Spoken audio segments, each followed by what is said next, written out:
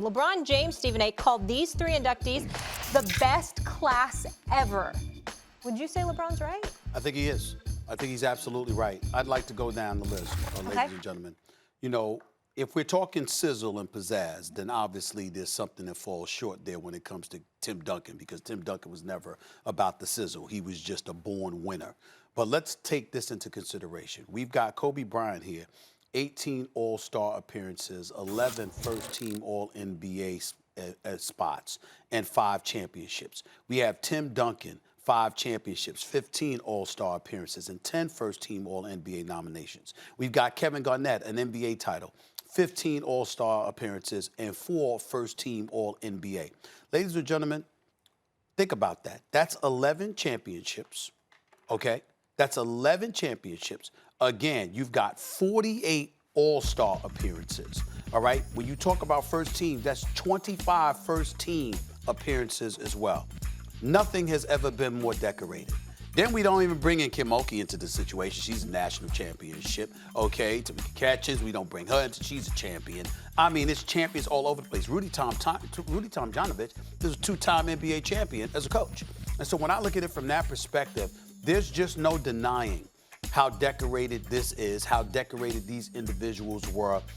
Again, it was devoid of the sizzle per se, even though I think that Kobe Bryant, obviously his appearance, you know, his presence rather, you know, definitely brings a sizzle to the equation. It's just that because of his tragic passing, we obviously have to look at it, and that's not the appropriate word to use, but we know what he would have brought if he were alive and in presence there, and he was just such a Vanessa did do a tremendous job, and we'll play part of that speech and react to it later in the show. She was phenomenal. It was touching. It was heart-wrenching. Yeah. It just broke my heart to see her, because I just think about her and what her and her wonderful children are going through right now, not being with him, not being with Gianna as well. So it's definitely painstaking, no question about it. She's an exceptional woman, grace under fire. She's phenomenal. Beyond impressive. Phenomenal, and Kobe loved her dearly. And so you take that into consideration, but you look at these decorated individuals, there's just no denying what we witnessed and what we saw.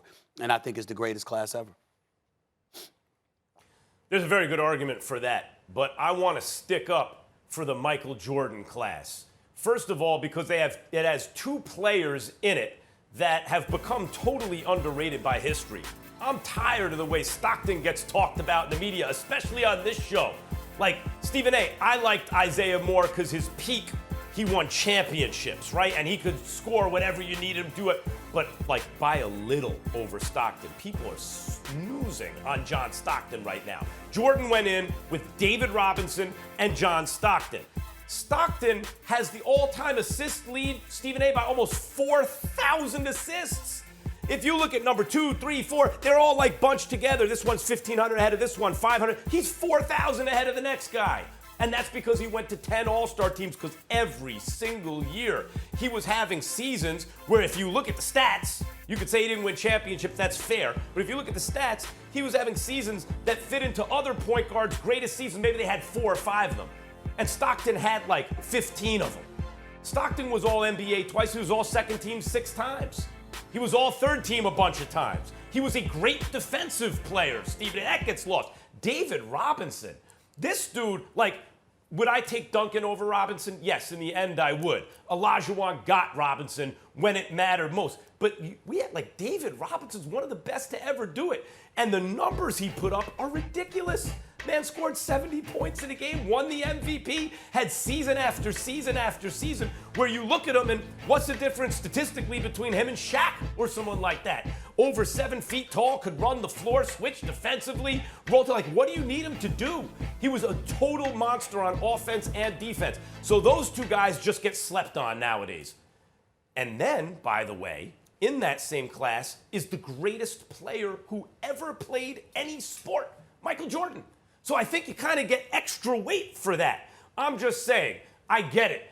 Kobe and Duncan and Garnett are all, like, you know, 2 guys in the top 10 or 15 and another guy in the top 20 or 25. I get it. But I think Robinson and Stockton both getting slept on with the greatest player who ever lived has to get some consideration. Well, Max Kellerman, I do really deeply appreciate you going on that lengthy soliloquy just to say that you agree with us, because you didn't sit up there and make an argument against the 2020 class. This weekend's class being the elite class. What you're saying is that you wanted to make sure that the others get their respect. I don't recall anybody disrespecting John Stockton. I don't recall anybody disrespecting, Michael Jordan or anybody else or David Robinson. But since you brought those names up, let me remind you, John Stockton never won a championship. Now, granted, it's because Michael Jordan got in his way not once but twice, but he never won a championship. Karl Malone, same thing, 0-3 in the finals, never won a championship. David Robinson, for years, everybody was looking for the admiral. A matter of fact, it got to a point in '94 where we said, okay, this is your time when we're going to see him go up against Hakeem the Dream Olajuwon. And Hakeem the Dream Olajuwon destroyed him. And I love me some David Robinson. So the fact of the matter is, it wasn't until Tim Duncan arrived that the San Antonio Spurs, and specifically David Robinson, won the championship. And oh, by the way, it was against a completed Knicks team that didn't have Patrick Ewing because he was injured, and you had the Marcus Camby's and the Larry Johnsons and the Latrell Sprewells of the world, but there was nobody to guard the Twin Towers. Okay, nobody formidable on the interior. So you got all of that going on. What I'm saying is, you're not disrespecting anybody by pointing out that they're not number one. That's almost like LeBron being sensitive because we said, oh, my God, stop the presses. There's been how many thousands upon thousands of NBA players in the world, and the NBA has existed since 1950, really 1946, before it was really 1950 that they took off and they were the NBA.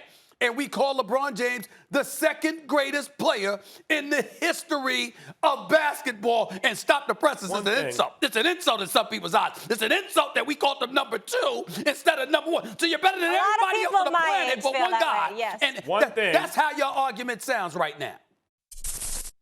Thanks for watching ESPN on YouTube. For live streaming sports and premium content, subscribe to ESPN+.